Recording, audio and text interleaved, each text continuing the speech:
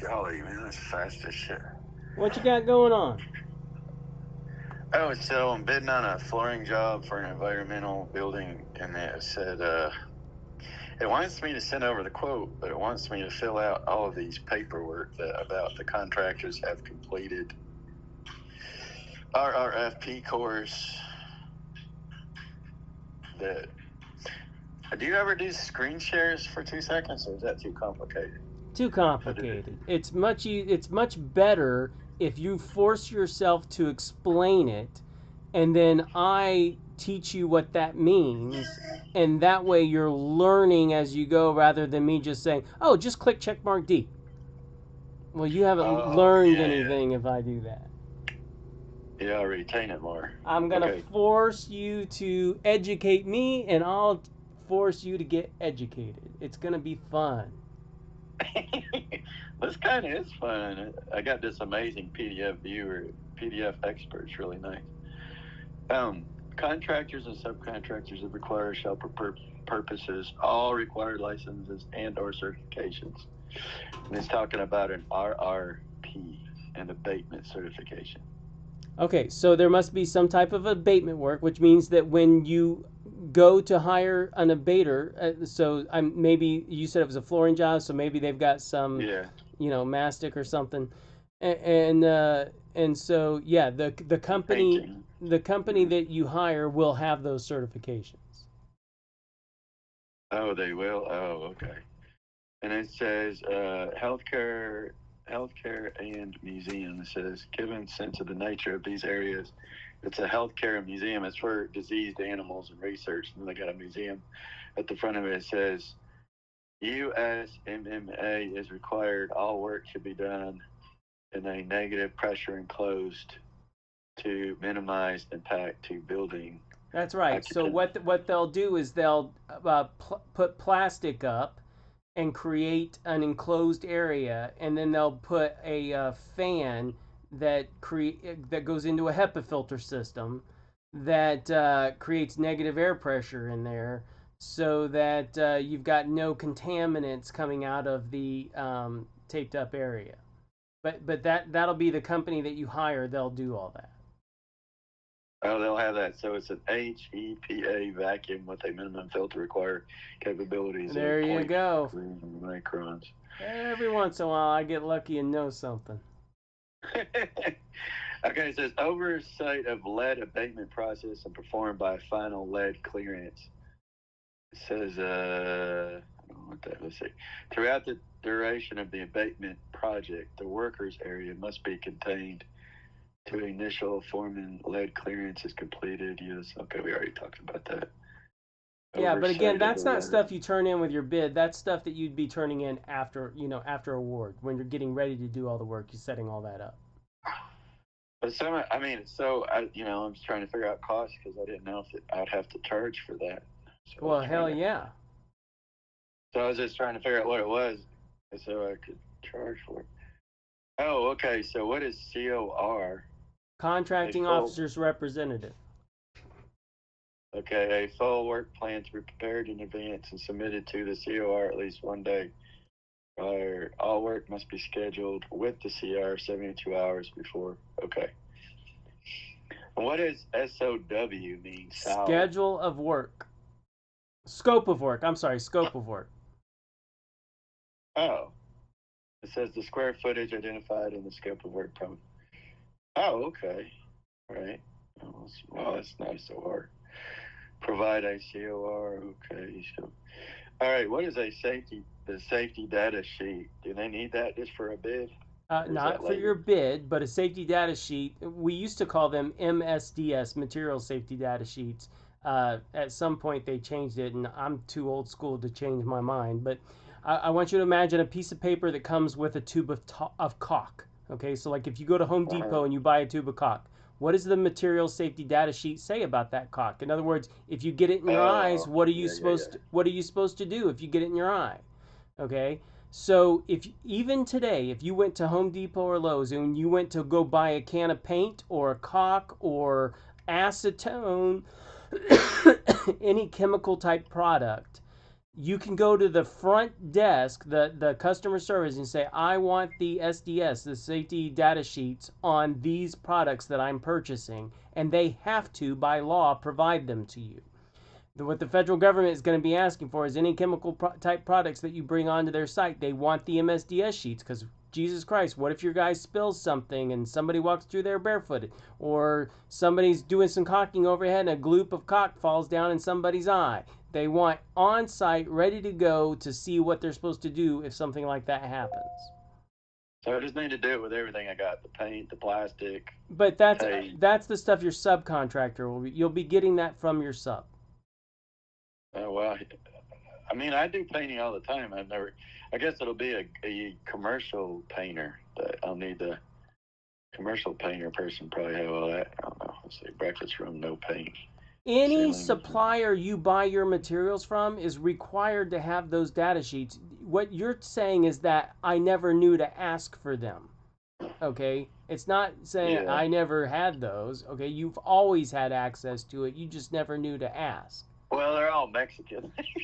Well, look, and that's fine, and I get the giggle, but my point being that, yeah, when we're doing work for the federal government, we have to comply with all those OSHA laws. Yeah, it can't be Mexicans yet. Well, no, look, there's nothing against Mexicans, okay? There's tons of Mexican Americans. My wife is one of them, okay? Okay. It's that, you're facetiously saying, hey, on the lower end of the spectrum in construction, we often use people that don't have any idea that material safety data sheets exist. And that's fine, but as you move up in the ranks in construction, you have to become more aware of federal requirements. Okay, let's see, clauses. And then the FARs, man, my God, your dad always said, know the FARs. He kept telling you that. Yeah. And my God, dude, he has at the very bottom a list of the FARs, and that's kind of intimidating. But well, those are the articles incorporated by reference. It's just think of it as the fine print associated with a federal contract. Okay, the best way I can explain this is, when's the last time you bought a car? A year ago. Okay, did you finance it or did you pay for it in cash? I financed it and just paid it off. When you went in to finance it, how many pieces of paper did you have to sign in order for you to walk out with that car?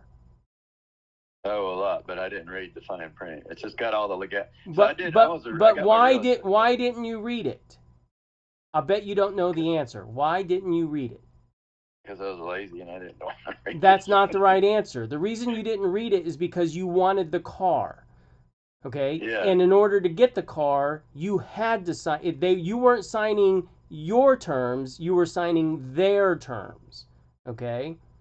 Because I actually said that to a guy once.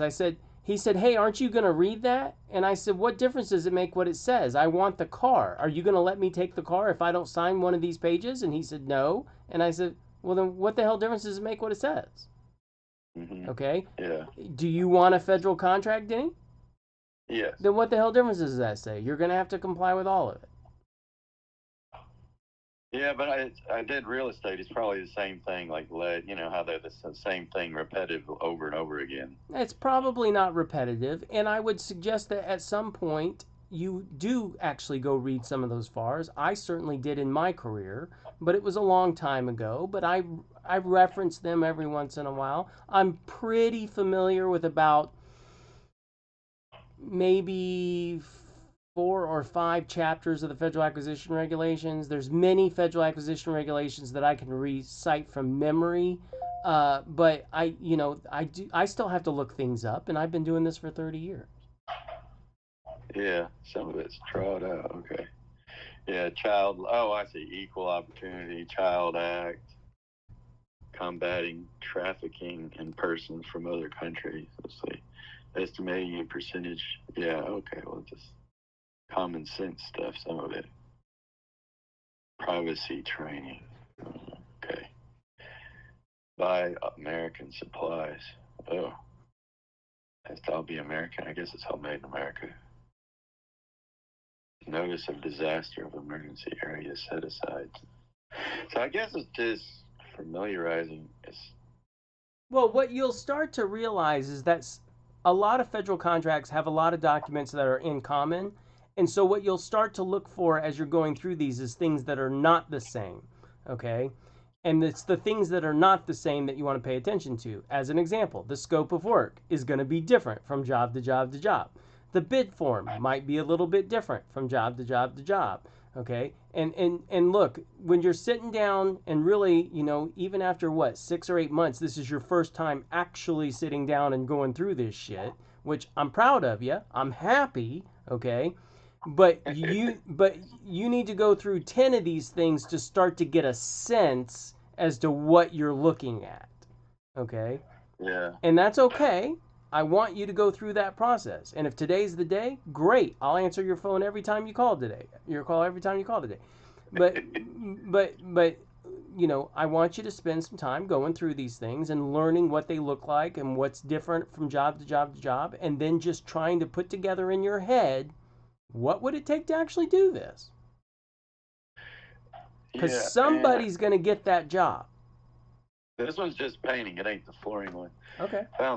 This one is, what is a SPS contracting vendor NCIC screening and pass request spreadsheet?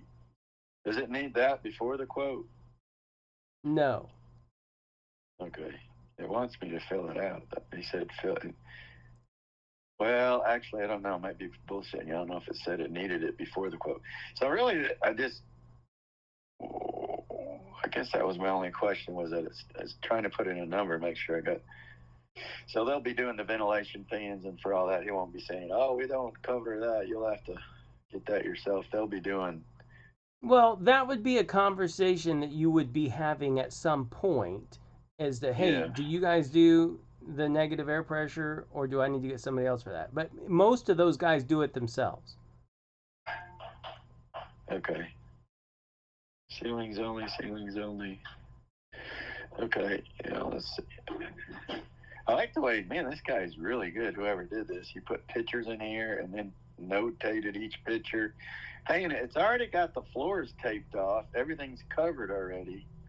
They already taped off all the floors in the pictures, which I don't know. And then they already covered all the stuff, all of the museum stuff in the museum with plastic.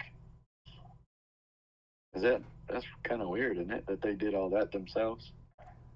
I'm not going to say it's weird or not weird. I'm just going to take that as information. I got you. Reception ceiling only. All right. I guess that's it. Statement of work. I guess that's all I had. Combined synopsis. Now that meant something. Yeah, oh boy, did you just score extra points with me. You said something magical. So I'm going to repeat this back, what you just said. You said combined synopsis solicitation, and then under your breath you said, hey, I think that means something. Yeah, I probably can't bid on it. Right? No, that's not what it means. But I'm glad that it perks something up in your head to go, oh shit, maybe I should ask about this. Okay, combined synopsis solicitation in the workshop, I define that as, this is what they want, give them a price. Okay. On a combined synopsis solicitation, oftentimes you are not going to have enough information to properly bid the job. Oh. Okay, so my question to you is, if you know you're going to be responsible for something, but you're not entirely sure what exactly you're going to be responsible for, what do you naturally do with your price? We always up it. Yeah. Okay. So on combined synopsis solicitation, by the way, that do you remember the sewer mound job? Vaguely. Okay, the sewer mound job was a combined synopsis solicitation. Remember, it's the two ovals and it said sewer mounds, and I didn't know exactly. In fact, I didn't even know what a sewer mound was. If you don't know that, go back to day one of the workshop in the afternoon and rewatch the sewer mound job, because that was a combined synopsis solicitation. Okay, I'm gonna put that. So that means there's information that they're not giving us? Is that what? No, it's not necessarily that they're trying to hide it from you. They may not have all the information. Oh, I see. So you just have to, it leaves it up to your imagination. How bad could it be? Resolution text. Provision effective. Federal Acquisition Circular 205-101. Effective October. So that's probably before your time. It's 2018. Solicitation number required to set aside. This requirement is a total set aside for small business. Okay, well, that was scary for a minute. Because a set aside, it could say small, it could have been this for women only businesses sometimes, or set aside for That's anybody. right, but you qualify for all small business set asides. You did under 32 million in work last year. Oh, okay. Yeah, there it is right there, standard. They're wanting you to do under 19 million. Okay, under 19 million, whatever. The size standard changes from job to job sometimes. Oh, I got you. United States Marine Academy, USSM, Kings Point, New York requires service. Oh, it's a museum, repainting the museum. Okay, well, I guess that's all the questions. Let's see. I'll just have to figure out all this on my own here. Let's see. I think that's it. I'll say site. Oh, so as far as these site visits, they had 2 site visits. They had one on August the 6th. They had one August the 13th. As long as it was not a mandatory site visit, you can still bid on it. But it has to say the word mandatory. They can urge you, they can highly recommend, they can do all that, but it's only mandatory if it says mandatory. Yeah, it says, okay, active SAM registration. Yeah, we got that. Okay. Doesn't say mandatory. That's right. So keep going. Don't worry about it. Oh, it says highly recommended. Yep, that's not required. Procedures to forward solicitation. Okay, well, I'm just looking for a red flag. I don't think I see anything else. Everything else is work I got to do. Okay, have a good one. Bye. See you later.